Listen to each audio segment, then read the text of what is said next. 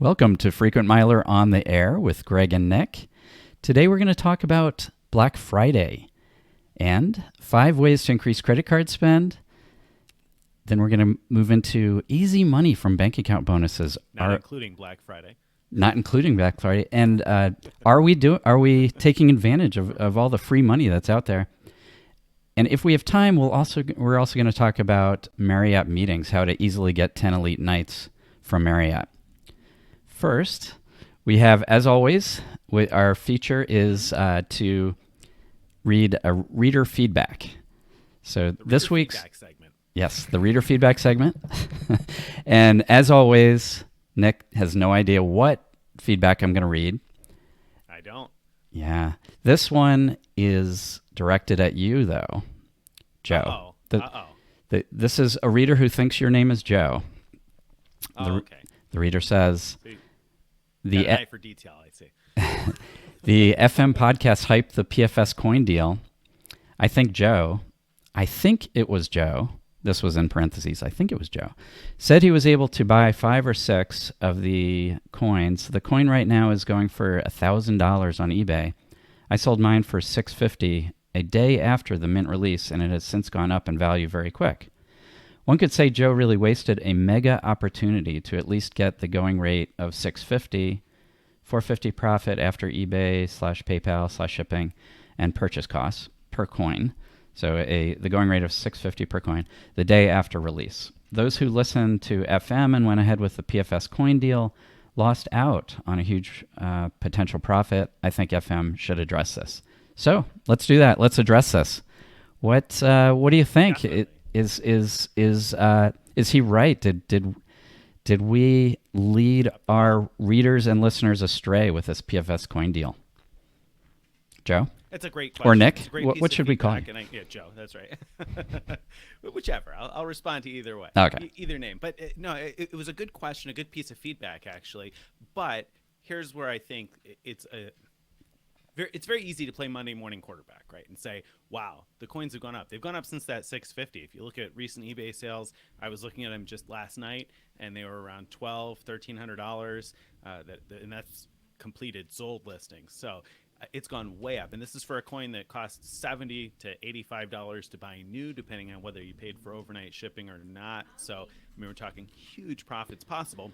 And just to remind readers, we were able to buy them just one per household, and you had written about ways to sort of have more than one household is the way to think about it. You probably know a few other people who have households, and maybe they aren't interested in doing the legwork, but you could do the legwork for them, and that could work out. And certainly with the cost and the way that these blew up, certainly it could have worked out really well. But when we wrote about it because buying group PFS Buyers Club was offering originally, I think, $187 for the coins and then $200 for the coins. And eventually they agreed that if you emailed them and just asked them to bump it up to $300, that they'd honor that for $300. I think that was in a comment he left on Doctor of Credit. So now it's really easy to look back and say that was a horrible decision. But let me run you through the previous coin deal. We wrote about one just a couple of months ago, maybe it was 5 or 6 months ago. And in that case, it was APMEX that was buying the coins, a large coin dealer. And it was a similar kind of a thing where I think in this case, maybe you spent $700 or $800 and got $100 profit. And so I bought the $700 or $800 worth of coins, and I got them and shipped them out to APMEX. And I wasn't here when APMEX sent me an email and said that the boxes were damaged. And so they had to send them back to me. They couldn't buy them. Oh, boy. And I could return them to the mint, but I wasn't home when that came through. So I wasn't home in time to reship them back to the mint. So I couldn't return them. So I was stuck then having to sell them myself. Now, in that case, everybody expected that the coins would go way up. So no big loss, right? Except they didn't go way up. The mint ended up issuing more of them. And now I will eventually have to sell them for a loss. I'm still holding them, but they're going for the same price that they were the day they got released because they released more. Turned out you could buy them from the mint again the next day. So these are coins. So do they actually do they have face value? Are they something that you could go into a drugstore and buy a pack of gum? What can you buy with a pack this? of gum? But so we're talking like 1 ounce worth of silver. Which Yeah. I haven't checked the spot price of silver lately, but the last I knew was like $17 or $18. So you're talking about in the PFS deal, the one that now has shot up and become really valuable. It's Right. about $17 or $18 worth of silver that just happens to be worth a lot to collectors. And what's the face value though?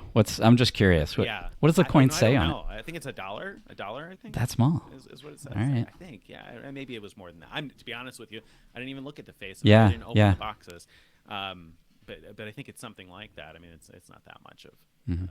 It's just an American Eagle. So anyway, at any rate, my point here is that it's easy to play Monday morning quarterback and say, wow, the prices really went up. But on the previous coin deal, I ended up not being able to sell them to the buyer I intended to. And I got stuck with coins that aren't worth a penny more than I paid for them. So I'm going to lose on them when I eventually ship them, or I'm going to have to hold them and hope that the value of the metal goes up over time. Either way, I didn't do well on that one by holding them. Now, this time around, if you held them, sure, you could make a fortune. But if you knew that 2 weeks ago, you would have opted out of the PFS deal, or you wouldn't have done the PFS deal if you knew that. None of us knew that. Right. I'm not a coin collector.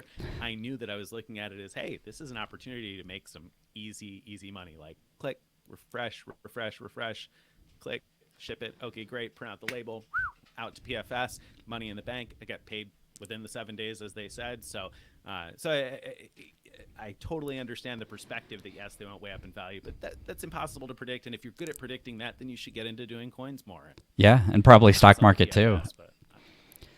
Right.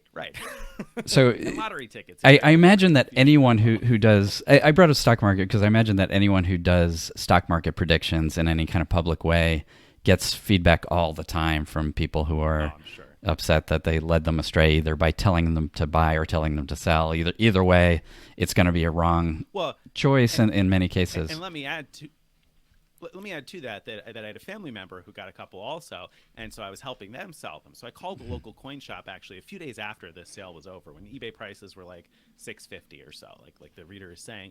So the guy at the coin shop told me he'd give me $450 for it. And I said, okay, well then the family member was happy with that. Go ahead. Family member got there, and the shop was closed. The guy wasn't there. And so later on that night, prices were up to like $800. Nice. So I said, well, let's try and put that on eBay.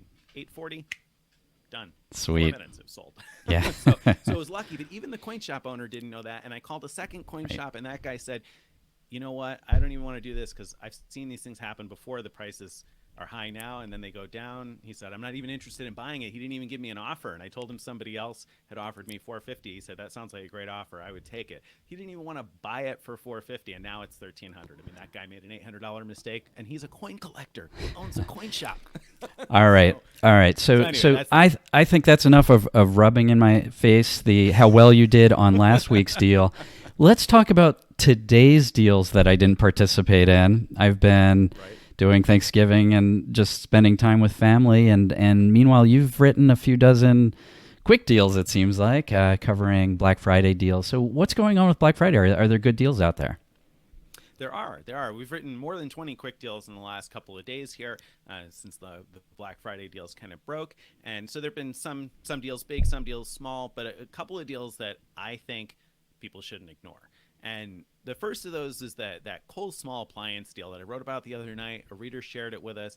I'm sharing it with readers now, again on the podcast, because it's a great opportunity to pick up some easy spend. So if you just go to Frequent Miler and type in Kohl's small appliance, basic idea is you can buy a bunch of small appliances and get most of the money back via rebate and then Kohl's Cash, which is kind of one of those weird things. The strange economics of Kohl's Cash, as Greg has written, is something to consider a little bit. But at the end of the day, you can more or less come pretty close to breaking even if you're a regular Kohl's shopper anyway, and then take those appliances and either resell them or donate them to a charity. That was what the reader had reached out with, the idea of donating them, which I think was a really great idea. It was a way to kick off Black Friday shopping with something that you were doing a little bit of good with, or certainly you could resell them and maybe make a couple of bucks, but you could pick up like $1,000 in easy credit card spend. So if you're someone who's kind of struggling to find ways to meet minimum spend, and you don't want to do manufactured spending, that's a really easy way to do it. So that's one to take a look at.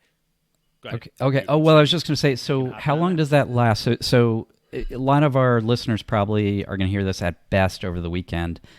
What is this something that goes through Monday? Do you know? That's a good question. I don't know. I'd have to look. My bet would be that the rebate goes through Monday, but it's possible that you have to buy that by Friday. So that's a good question. Okay. I'm not sure. Are there any that off the top of your head are going to last several days or through Monday that we should be highlighting here? here's one that yes, I'll give you two. Okay. One that I want to highlight that the specific one may change, but at least it'll plant the idea of what you might be able to find by Monday.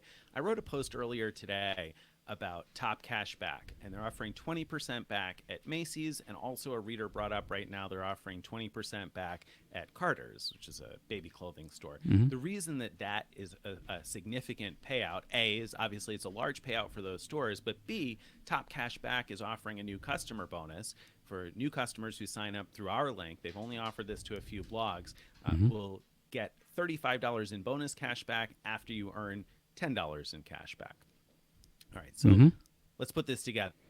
If you spend $50 right now, Friday, as I speak at the moment, at Macy's or Carter's, and you earn 20% cash back, that's $10 in cash back, which will therefore trigger the $35 bonus if you're new to Top Cash Back. Gotcha. So you're talking getting $45 back on a $50 purchase at Macy's or at Carter's. Now, you might say, okay, that sounds great, but I've been using Top Cash Back for years. That's the case in my situation. However, my in-laws haven't been using it for years. My parents haven't been using it for years. I've got friends and cousins and brothers and sisters and lots of different people in my life who haven't been using it for years, who I was able to recommend this to and are able to then buy stuff with it. So that's a great return. And if you can find any store that's offering a return like that, like 20% from Top Cash Back, it's worth taking a look at the numbers with Top Cash Back. Even if you find a store that's only paying 10% cash back, you got to spend $100 to get 45 of it back. I mean, there's so many sales that will be on between today and Monday that I think it's pretty easy to take advantage of that. So that's a new bonus that I think is worth a look, because you can get a nice cheap gift or something decent for yourself anyway. Yeah.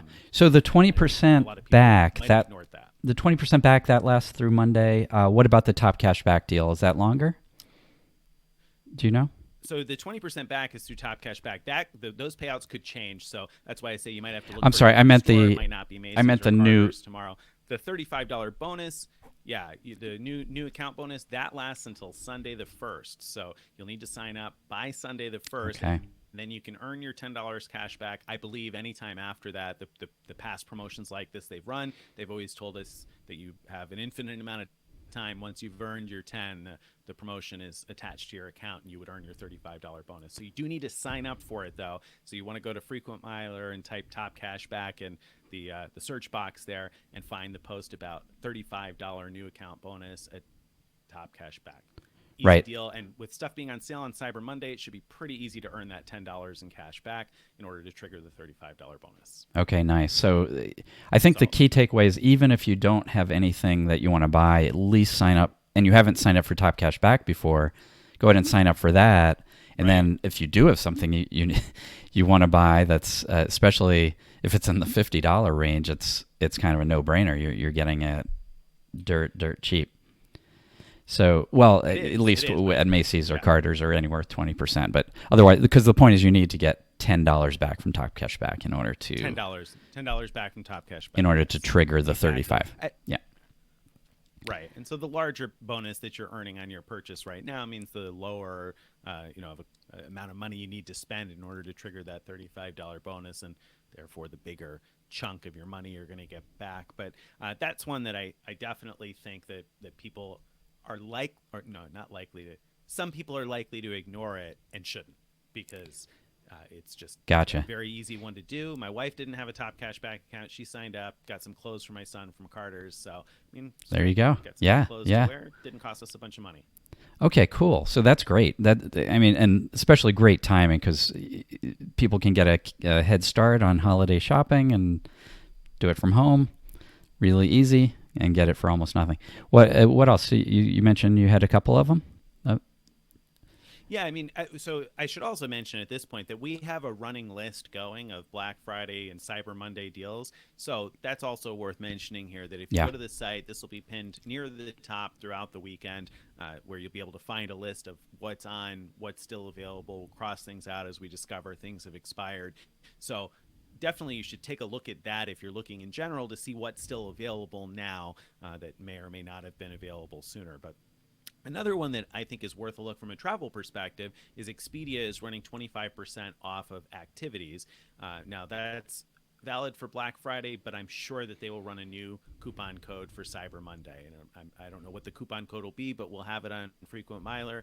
And that's a good one to look at because Expedia sells a lot of activities that you might not think of as activities, transport, airport transfers from the airport to your hotel and that sort of thing. And right now, as I speak on Friday, you can get 25% off up to $50 back. And again, I'm very confident they'll run probably the same coupon for Cyber Monday. They've been copying that for the last couple of years. So that's one to watch out for on Monday because you could save money easily on different tours, but also on different types of, like I said, transportation, tickets to attractions and museums and things like that. So that's an easy way to save some money on upcoming travel. Yeah, no, that sounds great. Now, how about are there any great ones that we missed?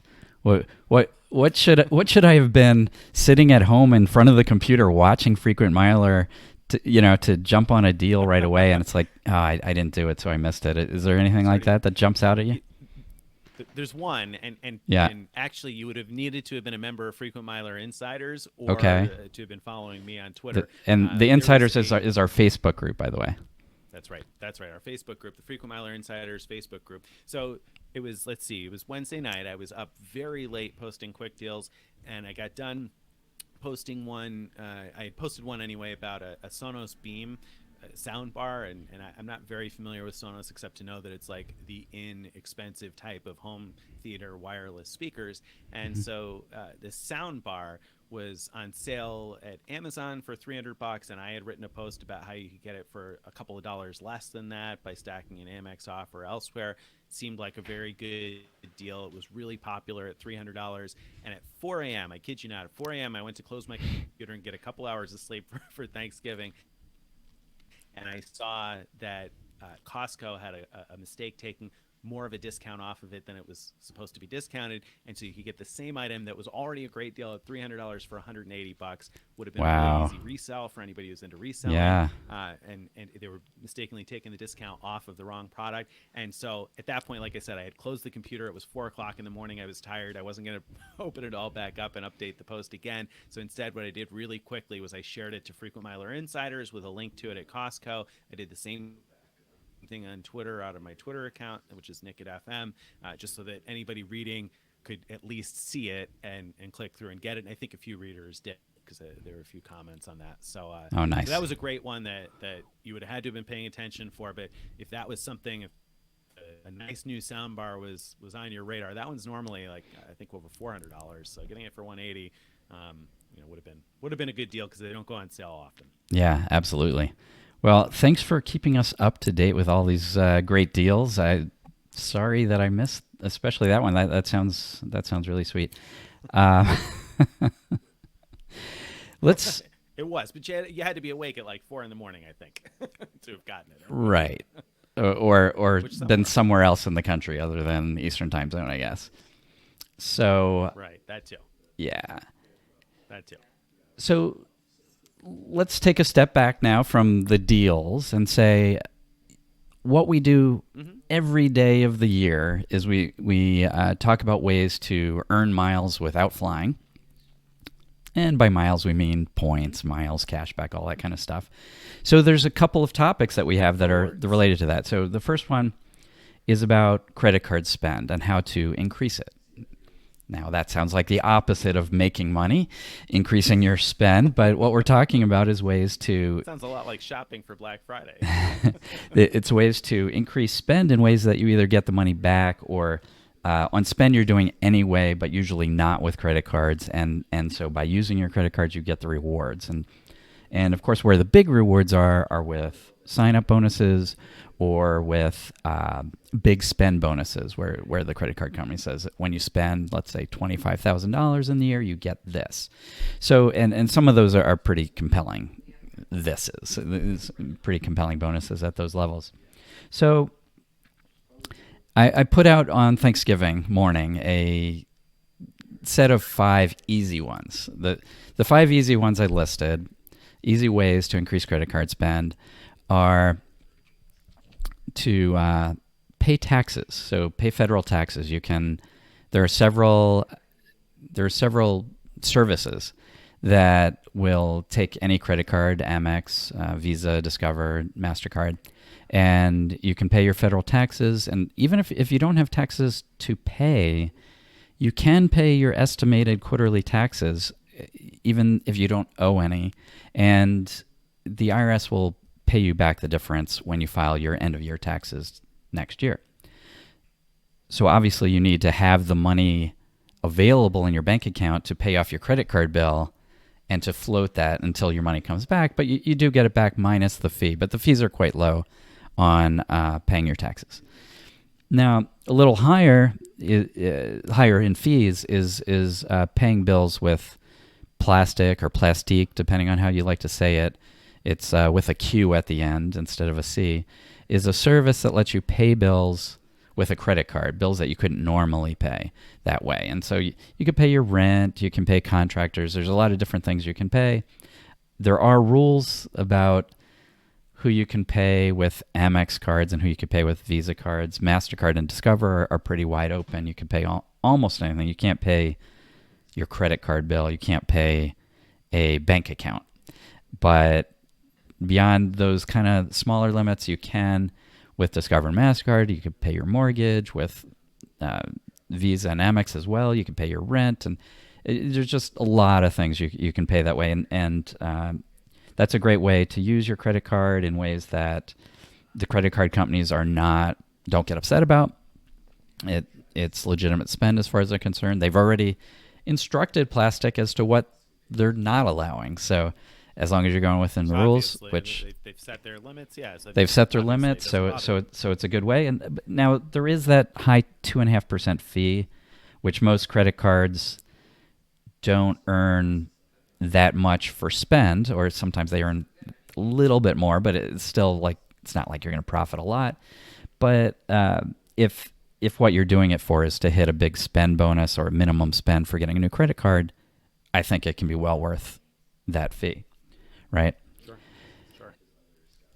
The other one that I thought had lost interest in most of the country until just recently is Gift of College. There's these Gift of College gift cards that are available regionally in stores where you can buy them with a credit card. Not every store will let you buy with a credit card, but a lot do. And if you can find these cards that are loadable up to $500, then the fee on top of the $500 is about 1.2%, which is a very small fee. And most credit cards luckily do earn rewards that are worth more than that 1.2%. Most good rewards credit cards, we should say. Yeah. I mean, even a 1.5% credit card is doing better than that, right? So it doesn't take much to do better than that. And then, of course, if it's helping you earn bonuses, that much better. Another nice thing about this, unlike paying taxes or paying bills, is category bonuses. So if you buy these in stores that are grocery stores or gas stations, or, if you have cards that give you extra points in those areas, then you'll collect on those points by buying those cards there. And so what recently happened was what's the name of the chain again, Nick? Cumberland Farms. Cumberland Farms. Thank you. Station chain. Yeah, they just added Gift of College gift cards. So what can you do with Gift of College gift cards? There's two things. You can use them to fund your child's 529 accounts, or a grandchild's or a niece's or nephew's, anybody's 529 account. So it's great for saving up for college. Or if you've been to college and you have student loans, you can use these cards to pay the loans. So what you do is you load the cards up into your Gift of College account and tell it where you want those funds to go to. It takes about 2 weeks, I think, for the funds to move to wherever you intended them to go. So that's a really nice way to increase credit card spend, but it is a regional thing. So if you look on our website, you'll find a list of what stores carry them. We don't list the stores that carry. There's a number of stores that carry up to $100, or very low amounts, or up to $50. Like Target, for example, carries them, but not up to a useful amount, because the fees then on those way outweigh the value of doing this. So I don't recommend buying them at any store that limits you to $100, even to $200. You really want those $500 cards. And to add in there, you really want to load them with $500 so that the fees take up a low percentage of the cost that you're paying. You don't want to load one of those with $100 because then you're paying just too much in order to earn the rewards. It's not worth it. So you want to find the $500 cards and load them with a full $500. Exactly. Then the next thing on the list is funding Kiva microloans. So you want to help out people around the world who are struggling to get by, who just need the money to maybe buy the materials they need for making clothes or whatever their business is. They get their loans from micro-lending organizations that are local to them, but the way those micro-lending organizations get the funds that they pass on to these people is through organizations like Kiva. Kiva's probably, I'm sure they're the biggest in the world, but even if they're not, what makes them unique is that you can fund these loans as an individual. You can fund these loans with a credit card, and you're not going to get profit from loaning the money. That's a question I always get about this. Am I going to get profit? No. At best, you're going to get 100% of your money back, and it's going to take at least 6 months, probably longer. But the point is, if you can float the money, you can get all of it back, but it depends on the loan. So there are going to be some people that default. I've had success in filtering the Kiva exposes a lot of information about the micro lending organizations, and that's important because those are the ones who do due diligence to see, are the loans worthwhile? Is this person going to pay back? All that kind of stuff. So if the micro lending organization has a high grade from Kiva, chances are good that those loans that you fund through them are going to pay back. And so it's worked out very well for me over the years. Less than 1% default rate, which is pretty good. But again, you have to be able to float the money. And so that means your cost is less than 1%. Less than 1%, unless you add in the cost of money. So, and this is true of the paying taxes as well, because you're without that money for a while, and so you're not gaining interest on the money. So if you add that in, then it just depends how much interest you might have been earning as to how much it cost you. But yeah, out of pocket, less than 1%. The last thing on the list was coordinating events with friends.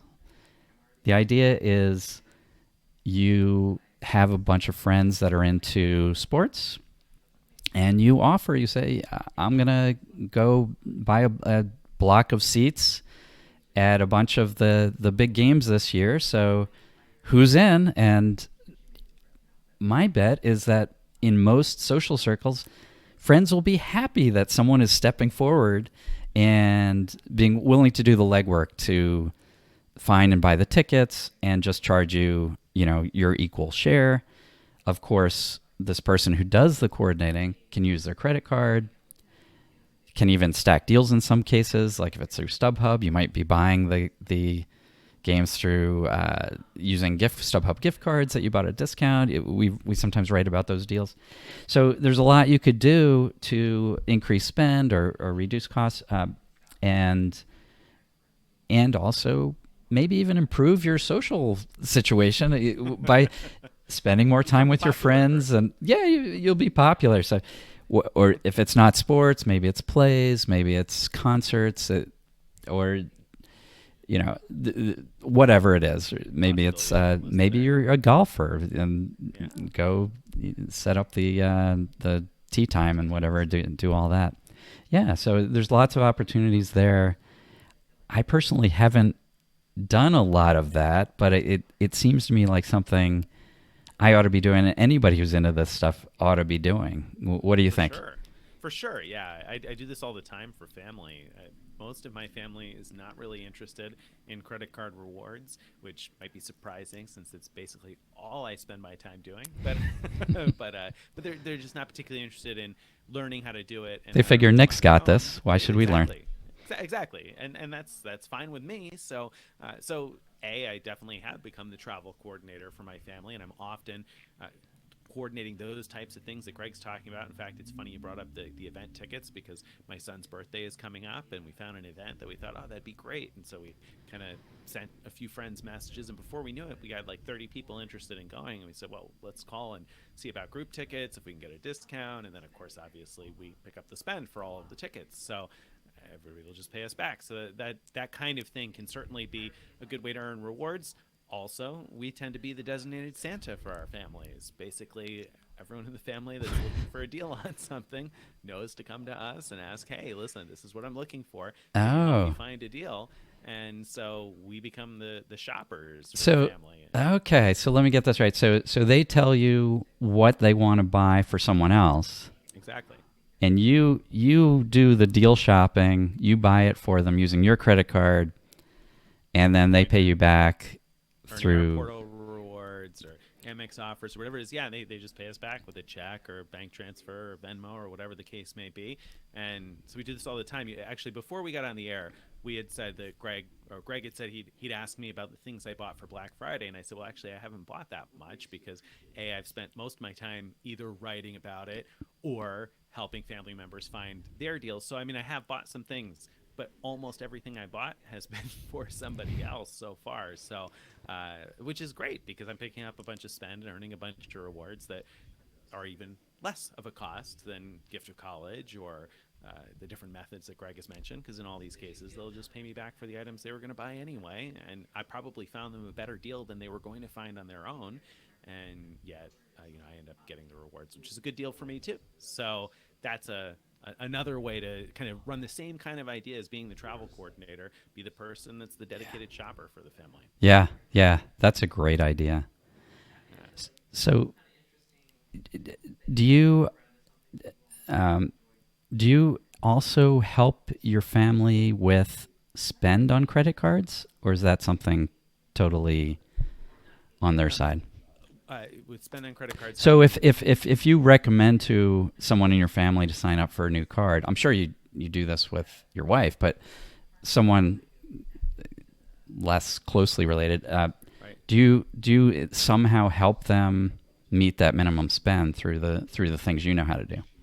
I have helped friends discover ways to do it. So Okay. I've helped friends in terms of like Simon Malls. I've given that tip out to a couple of close friends that are interested in opening a card, but then they say, oh, but I don't know if I can meet the minimum spending requirements. I've taught them how to do that through Simon Malls or through other places that sell gift cards in larger denominations, $500 denominations. So I've helped other family members do that, but no, I haven't actually done the spend for them.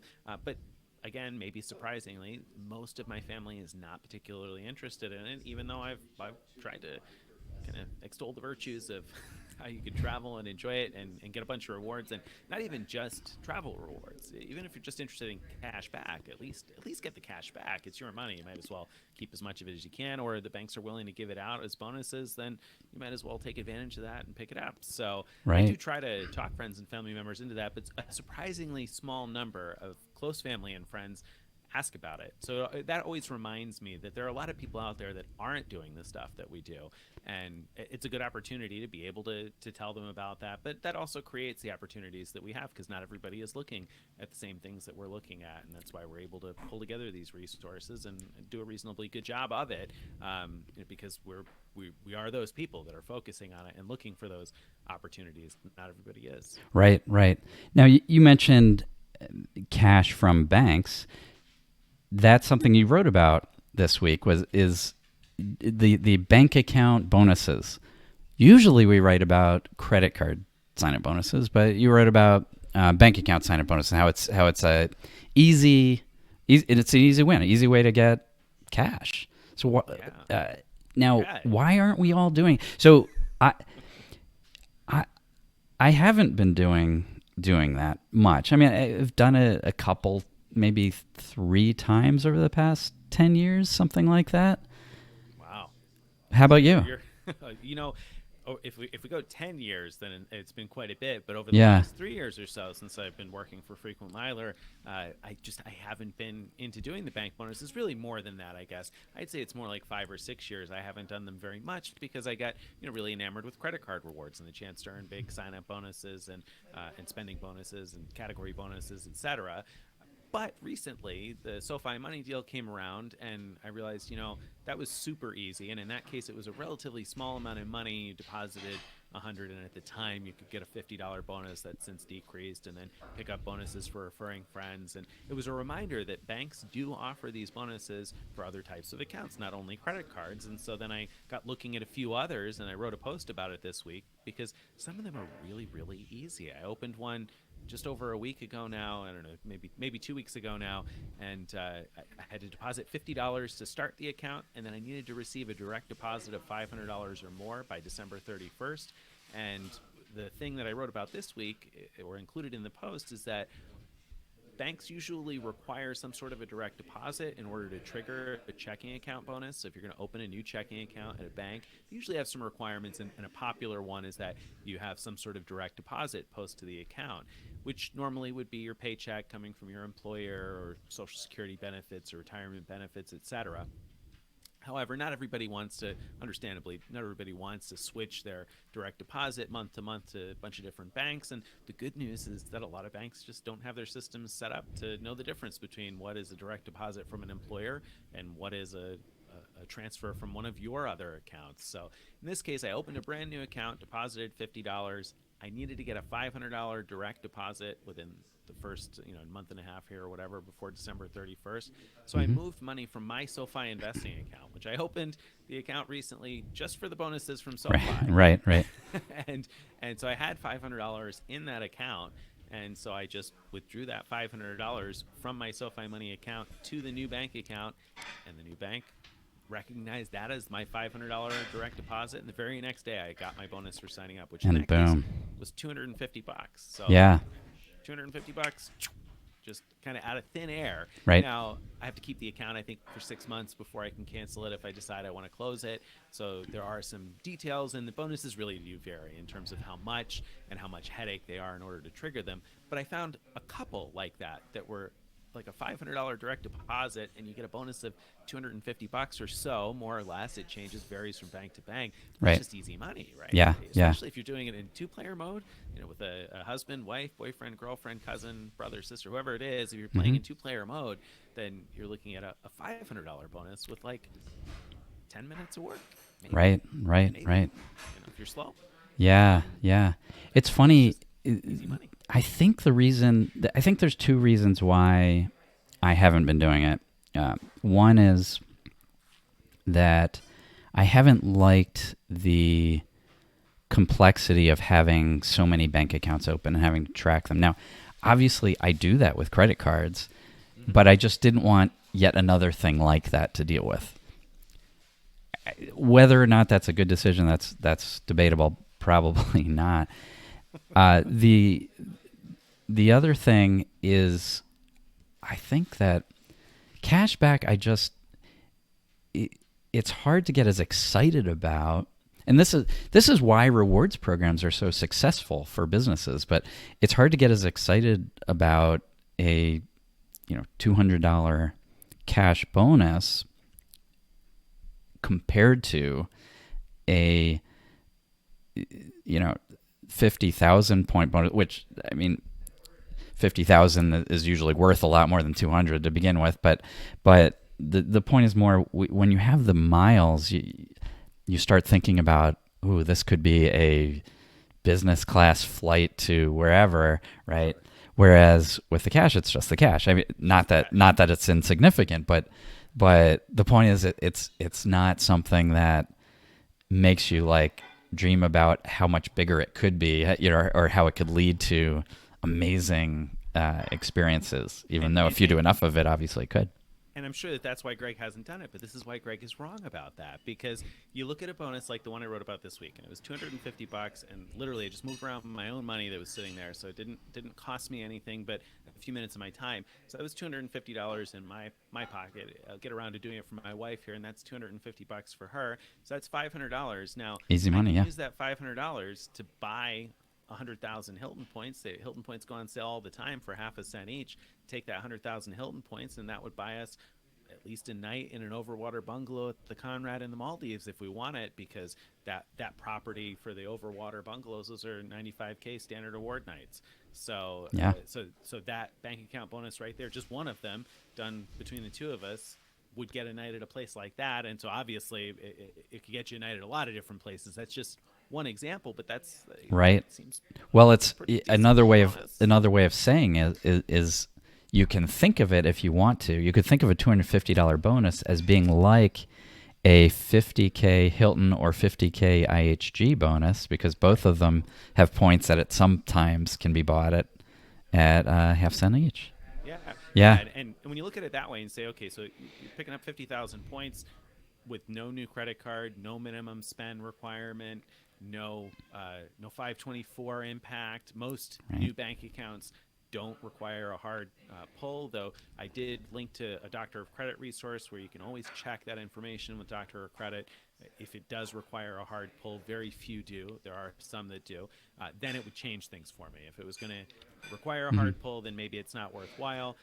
But many of them don't require a hard credit card or a hard credit pull, so you've got like literally no negative impact from opening one of these, and it's just easy money or points. And of course, we're all going to spend money on travel on top of the miles, right? You're going to pay the taxes on your reward ticket, you're going to pay for food, etc. And I look at that and I say, that's just it's easy stuff to forget about. But at the same time, if you're going to spend the time figuring out, okay, how can I earn an extra 2x points on my $50 purchase here, then you might as well take that same amount of time and get yourself $250 that could probably pay for the purchase. Yeah, seriously, you've totally convinced me. In fact, I'm thinking it would be kind of fun to do an experiment where, what if I set out to start doing these bank account bonuses, and I set aside all of that cash back explicitly for buying points when they're on sale. And then we can look back in a year or so and say, look, Greg has earned million, whatever it is, points by doing this. That could be a pretty interesting. Yeah, that could be interesting. It's funny you mentioned that, because one of the readers that commented mentioned that he started doing these just at some point in the summer last year or something like that. And in the last year worth of time or so, he said he had earned about $3,000 in new checking account bonus money. And so I look at that, and often when we write about miles being on sale, like Life Miles sometimes, or other programs like that, Alaska, to get the best rate, you sometimes need to buy like $3,000 worth of miles. And some readers will comment and say, I'm never going to earn the cash back and have it there to buy $3,000 worth of miles. But you look at something like this, and that'd be a great way to do it. Like you said, put the money aside in one spot, spend a year doing it, and then boom, buy yourself 150, 200,000 miles or whatever the case may be for not a lot of money. Yeah. All right, you sold me on that. I think it's something people should be paying attention to anyway. And so speaking of things that people should be paying attention to, what else should we be paying attention to from this week? Well, there's Marriott, right? Yeah. So that's something that if you haven't read about yet, if you don't know what Greg's talking about when he says there's Marriott, you should be paying attention here. So this actually came, I had pinned a post from Loyalty Lobby that it was about the meetings, Marriott meetings, and how you could get 10 elite nights from Marriott meetings. And the headline didn't make me think there was anything new there. I had only pinned it because I wanted to go check if my understanding, I've never actually booked a meeting yet with Marriott. And so the purpose, again, for listeners, to book meetings is if you're looking for elite status with Marriott, one way to get 10 elite nights each year is to book a meeting, and that'll give you 10 elite nights if you do it the right way. So I just wanted to check my understanding with how that whole process worked with what Loyalty Lobby had written. I wasn't expecting to find anything new there, but But actually, the whole post was about, here's a link to book a meeting online. And I was shocked. I had no idea you could book Marriott meetings online and get the 10 elite nights that way. So that was really cool. He also wrote about how to, by putting in less than a day, so putting in about half a day, or some people said they had to put in about 2 hours or less for the meeting time, it drops the posted price for the meeting in half. So if you can find a meeting listed as low as $200, then futz with the amount of time that you're gonna book the meeting, and it'll drop to $100, and then you can book it and book a meeting for $100.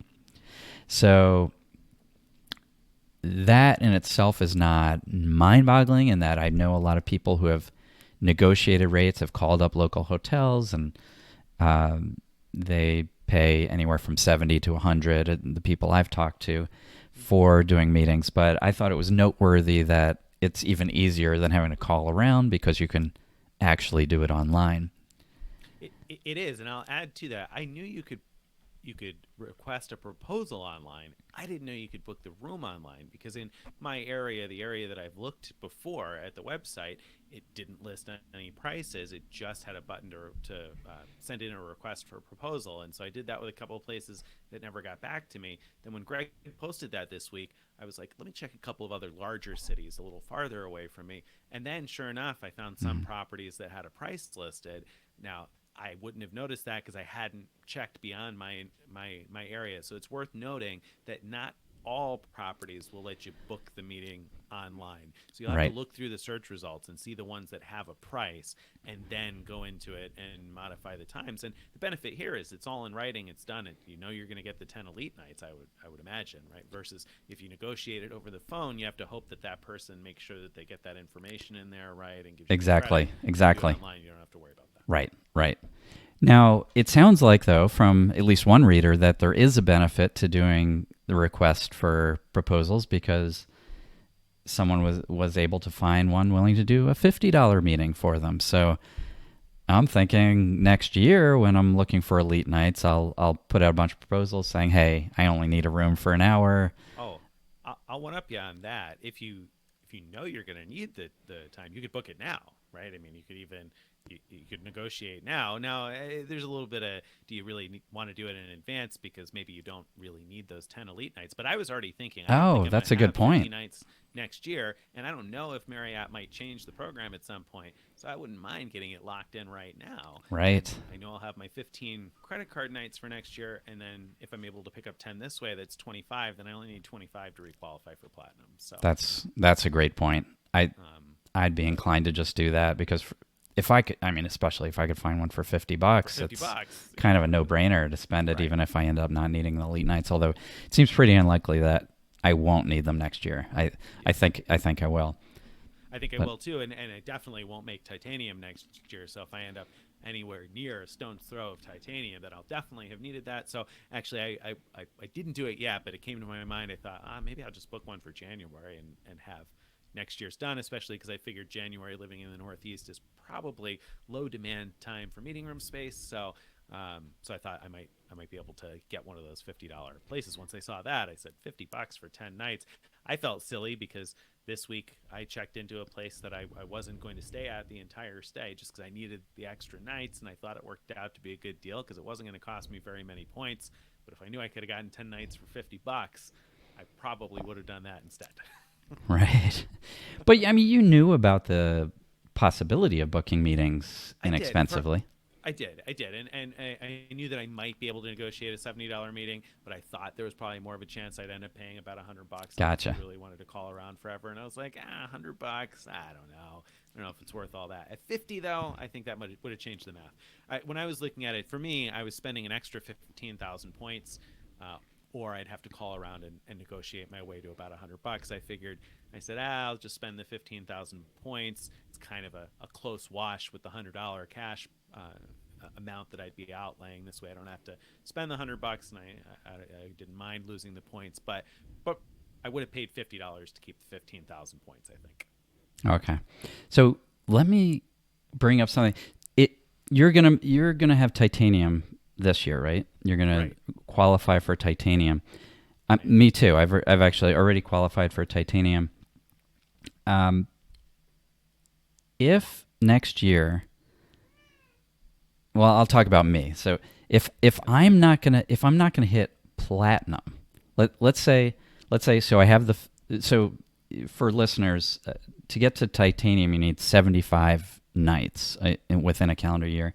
Platinum is 50 nights. You get 15 automatically from having a credit card, having a Marriott credit card. So I have that. So you need 35 nights to get platinum. Even with 10 from a meeting, I'm still 25 nights away. I don't know that I'll get there. And so I'm not sure it's worth doing anything extra to get just to platinum, because I'm likely to get a soft landing. Marriott usually will just decrease your elite status by one level when you don't requalify for the level you reach. So go doing anything, even $50 for a meeting. It occurs to me now that it could be wasteful, and that I certainly shouldn't be changing my plans to make sure to stay at a Marriott instead of other things that I might prefer just to get to platinum, because I'm going to have platinum anyway. Now, what I won't get by a soft landing, there's two things I won't get. I won't get the 50-night choice benefits. So I won't get Sweet Night awards, which is what I'd pick at 50. I also won't get closer to lifetime platinum status, which that's the one thing where it'd probably be worth the meeting anyway, the 10 nights, just to get a little inch closer, because I'm actually within a few years if I qualify for platinum each year. So if I get about 50 at least nights each year, I'm just about 3 years away from getting lifetime platinum, and then I never have to worry about it. So doing a meeting every year inches me that much closer. So it might be worth it. But what do you think? Does any of that matter to you? That's the hesitation why I haven't gone ahead and booked it yet, because that was part of the reason behind going after titanium this year, was that I didn't know that I would definitely hit 50 nights next year, and I enjoy having the platinum benefits. The 4 p.m. checkout has come in handy a bunch of times for me already, and obviously breakfast and lounge access, that kind of thing, is nice to have when you can have it. So part of the reason I was going after titanium in the first place was in the hopes that I'd be able to get a soft landing for 2021.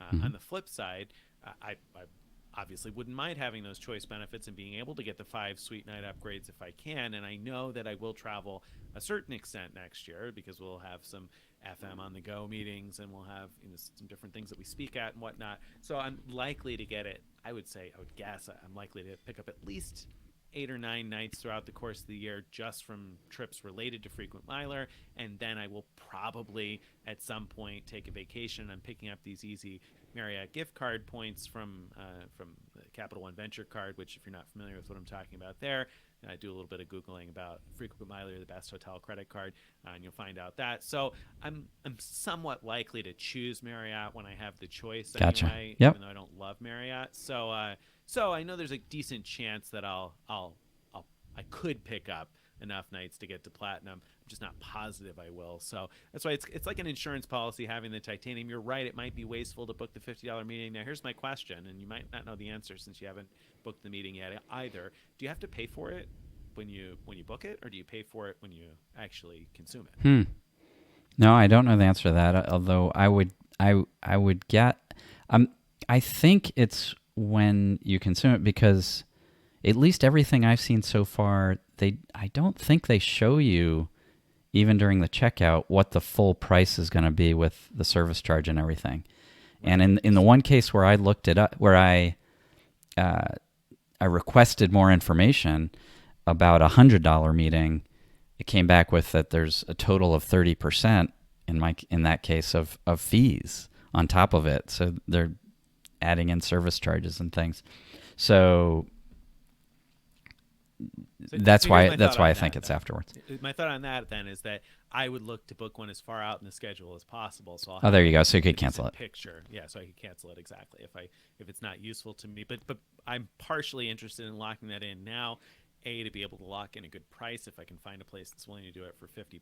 I don't think I'm going to get much better than that. And B, to have that opportunity locked down and in writing as far as what I'm going to get, just in case. And I don't have any indication that Marriott is going to change anything, but just in case they decide that they don't want to continue this program, next year, perhaps I can lock that in now. So I'm at least partially interested in doing that. I don't know. Like you All said, right. it might not be worthwhile. I keep talking myself in and out of it. Now I'm back Yeah. in, and I'm in for doing it earlier in the year. And the reason is for our readers, so that I can answer they know. questions like, when do they charge you?